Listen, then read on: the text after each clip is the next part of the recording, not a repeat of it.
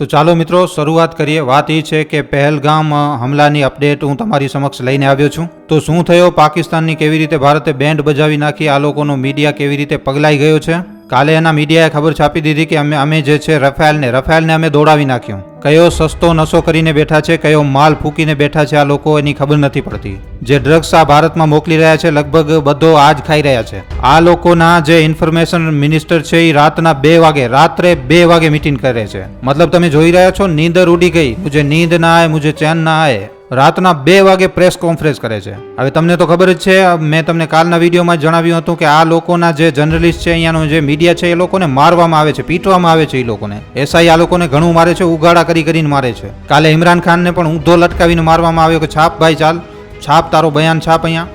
તો વાત એ છે કે આ જે છે રાતના 2 વાગે અને એમની આઈએસપીઆઈ એમના ડીજીની તમે પ્રેસ કોન્ફરન્સ સાંભળો। આ લોકો યુદ્ધ લડશે, આ શાકભાજી વેચવાના લાયક નથી, આ લોકો યુદ્ધ કેવી રીતે લડશે? તો ગમે એ વસ્તુ બોલી રહ્યા છે, જે મનમાં આવી રહ્યું છે બાપતા જઈ રહ્યા છે। વાત એ છે કે આમની એટલી ઓકાત નથી, એટલી હિંમત નથી પાકિસ્તાનની। રાફેલ છે ભાઈ, રાફેલ લેટેસ્ટ એરક્રાફ્ટ, અને ભારતે તો ટેકનોલોજી શેરિંગ માટે પણ કહેલું છે ભાઈ। એ પણ એક વિડીયોમાં મેં તમને જણાવેલું છે। ભારતે એક કોન્ટ્રાક્ટ સાઇન કર્યો છે કે 54,000 કરોડ, ભલે બરોબર છે, પૈસા લઈ લો, એરક્રાફ્ટની ટેકનોલોજી અમને જોઈશે, જે ભારતને બધા સાથે કરવું પણ જોઈએ। ઠીક છે, તો ભારત હવે જ્યારે અમેરિકા સાથે પણ ડીલ કરશે તો આ વસ્તુ ભારતને કરવી જોઈએ, ટેકનોલોજી તો લેવી જ જોઈએ। તો ભારત કરે આ ક્લોઝ નાખે, કરવું પણ જોઈએ।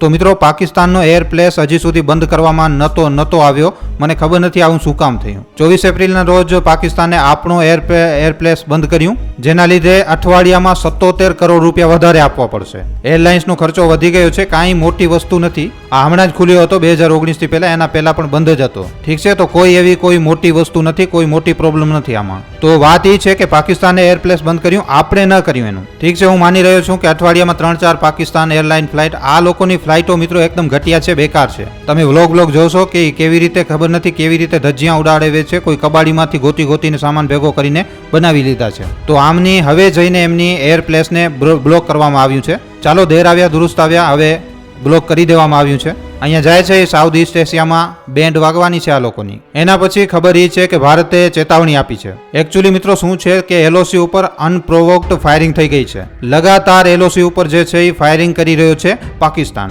અને એના પછી અહીંયા હવે હોટલાઇન સીધો ડાયરેક્ટ વાત થાય છે, ડાયરેક્ટ। તો અહીંયા director generator of military operation DGMO એણે કોલ ઘુમાવ્યો અને એણે કહ્યું કે ભાઈ, કાયદામાં રહેશો તો ફાયદામાં રહેશો। આ જે ખેલ ખેલી રહ્યા છો એ ખેલવાનું બંધ કરી નાખો। એકદમ જાહેર વાત છે, એ લોકોએ ઓફિશિયલ લેંગ્વેજમાં કહ્યું હશે, પણ કહ્યું છે કે ખેલવાનું બંધ કરી નાખો, નહીં તો બહુ મારશું। તો સીધી ચેતવણી આપી છે અહીંયા પાકિસ્તાનને કે પોતાની ઓકાતમાં રહે। આજે એલઓસી ઉપર વારંવાર સીઝ ફાયર કરી રહ્યો છે। ઠીક છે, સિમલા એગ્રીમેન્ટ કેન્સલ કરી નાખ્યું છે, તો સિમલા એગ્રીમેન્ટને બત્તી બનાવીને તમારી તો સમજી લ્યો। તો અનપ્રોવોક્ડ ફાયરિંગ અહીંયા જોવા મળી રહી છે। એના પછી હાફિઝ સઈદનો જણાવી દઉં કે આનો ઠેકાણો બદલી નાખવામાં આવ્યું છે। હાફિઝ સઈદને ખૂબ જ વધારે સુરક્ષિત જગ્યામાં રાખવામાં આવી રહ્યું છે।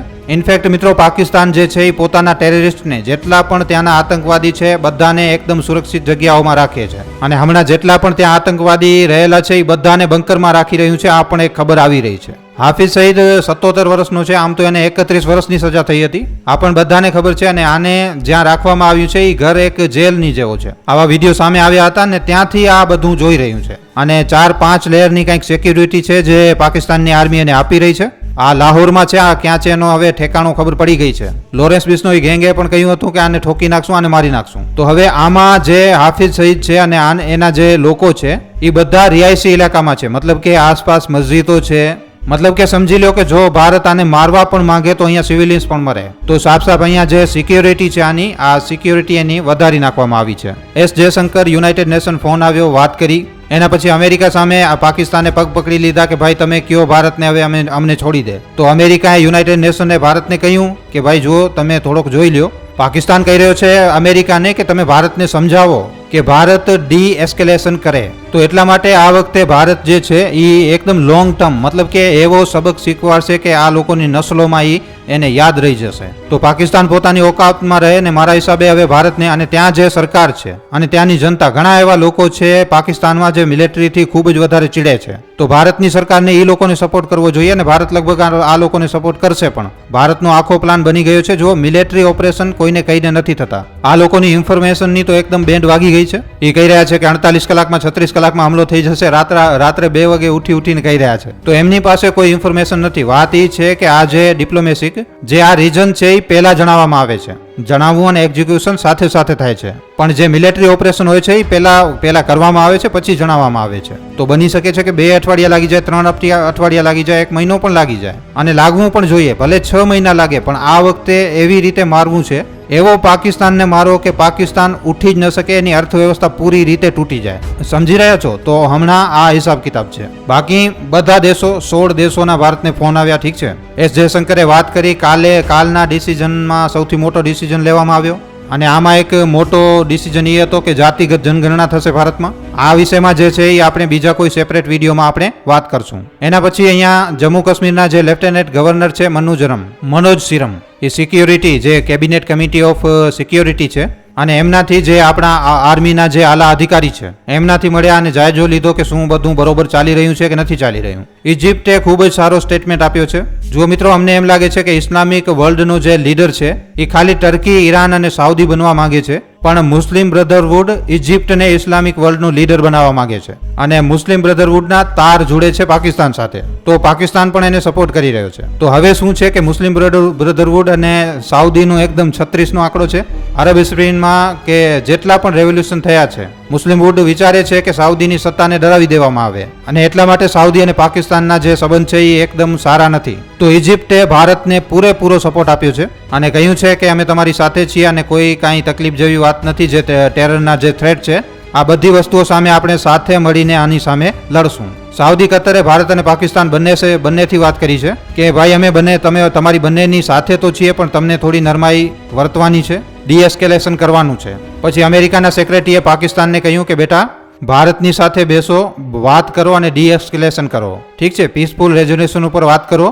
યુદ્ધ ના કર, તું બચશે નહીં બેટા. જો યુદ્ધ કરશે તો દુનિયાના નકશામાંથી નામો નિશાન ભૂસાઈ જશે. અને જેમ કે મેં કહ્યું હતું કે અમેરિકાએ ભારતને પણ કહ્યું હતું ને કે ભાઈ નરમાઈથી વર્તાવો, તો મેં વિડીયોમાં કીધું હતું કે ભાઈ આ વાત પાકિસ્તાનને કહો ને, અમને શું કામ કહી રહ્યા છો. માર્ક રૂબિયો જે છે અમેરિકાના સેક્રેટરી, એણે પાકિસ્તાનને ગાળો આપી છે, અડકાવ્યો છે પાકિસ્તાનને એણે, અને કહ્યું છે કે આ પહેલગામ અટેકને કન્ડેમ શું કામ નથી કરતા ભાઈ, શું પ્રોબ્લેમ છે તને. જેવી રીતે પાકિસ્તાનનો કન્ડેમનેશન આવ્યો હતો, આ સમયે પાકિસ્તાનની જે હાલત છે એ ખૂબ જ વધારે ખરાબ છે મિત્રો. એકદમ ડરેલો છે આ પાકિસ્તાન, એકદમ પેનિક મોડમાં છે. અને પહેલી વાત તો પાકિસ્તાનને લડ્યા વગર જ સરેન્ડર કરી નાખવું જોઈએ ભારત સામે, કાં તો પછી એને સીધું કહી દેવું જોઈએ કે જુઓ ભાઈ, અમે તૈયાર છીએ, તમે આવી જાઓ, ભારતને અમે બોલાવીએ છીએ અને અમે સારા સંબંધ સ્થાપિત કરવા માટે તૈયાર છીએ. પણ આ વસ્તુ ક્યારે થવાની નથી જ્યાર સુધી ત્યાંનો પાવર એમની આર્મીના હાથોમાં છે. તો આ વસ્તુ તો પાકિસ્તાનની આર્મી જીવિત છે ત્યાં સુધી થવાની શક્ય જ નથી. તો પાકિસ્તાનની આર્મીને ખતમ કરવાની જરૂર છે, એની આર્મીને મારવું પડશે, અથવા તો આસિમ મુનીરને લટકાવવું પડશે, ત્યારે જ આ બધી વસ્તુઓ જે છે એ થશે. અને તમને મિત્રો બીજી એક વાત કહી દઉં, ઘણા બધા ઇનપુટ એમ પણ જણાવી રહ્યા છે કે હાફિઝ સઈદને પણ નિપટાવવામાં આવી શકે છે. 77 વર્ષોનો છે, આનો ગળો કાપવામાં આવી શકે છે. કોવર્ટ ઓપરેશન હાફિઝ સઈદને લઈને કરવામાં આવી શકે છે. આ ખૂબ જ વધારે ક્રેડિબલ ઇનપુટ છે. એના પછી પાકિસ્તાની એરફોર્સે એમ કહ્યું કે ઇન્ડિયન જેટ જે છે એમણે રિટ્રીટ કરી નાખ્યું 2 વાગે, બરોબર છે, 2 વાગે રાત્રે. અને મીડિયાએ આ પણ વસ્તુ છાપી, ભારતના રાફેલ, અને એ લોકોએ કહ્યું કે અમે 2 ડ્રોન પણ મારી નાખ્યા. આ પણ વસ્તુ બોલી કે અમે ભારતના 2 ડ્રોન મારી નાખ્યા. તો પછી ભારતે કહ્યું ભાઈ, એ જો જણાવી રહ્યા છીએ ને કે આ લોકો કયો નશો ફૂકી રહ્યા છે એની ખબર જ નથી. તો આવી કોઈ પણ વાત નથી. બાકી કાશ્મીરમાં જે પ્રોટેસ્ટ થઈ રહ્યો છે એ હજી પણ ચાલુ છે. કાશ્મીરમાં 50 જે ટુરિસ્ટ ડેસ્ટિનેશન છે એ પૂરી રીતે બંધ કરી દેવામાં આવ્યા છે. તો હમણાંની જે સ્થિતિ છે એ કંઈક આવી પ્રકારની છે. એના પછી જે મોરલ ડાઉન છે, પાકિસ્તાનની આર્મી વેખાવાની છે મિત્રો. આ જે આસિમ મુનીરે કરી નાખ્યું, ડોગ વિસલિંગ જેને કહેવામાં આવી શકે છે, બરોબર છે. આસિમ મુનીરે બેસિકલી હિન્દુ મુસ્લિમનો આ જે મુદ્દો કર્યો ને, ડોગ વિસલિંગ કહેવામાં આવે છે એકચ્યુઅલી એને. આનો મતલબ એવો થાય છે કે તમે લોકોએ જેમ કે કૂતરાને આપણી સીટી વગાડીએ તો એ આવી જાય છે, તો એવી જ રીતે એમ બોલીને આ એક સંદેશ હતો કે તમે લોકોએ આવી પ્રકારે કરવાનું છે, તમે લોકોને આવી રીતે હમલો કરવાનો છે, પૂછીને મારવાનો છે. આ કોડ વર્ડ હતા. તમે જો આસિફ મુનીરની જે છે સ્પીચ જુઓ તમે, તો ઘણા બધા હમણાં માસ રેઝિગ્નેશનની વાત કરી અને હજી આ ચાલી રહ્યા છે. આ ખૂબ જ ક્રેડિબલ ઇનપુટ છે મિત્રો. લેટર ખૂબ જ વધારે વાયરલ છે અને આ થઈ રહ્યું છે.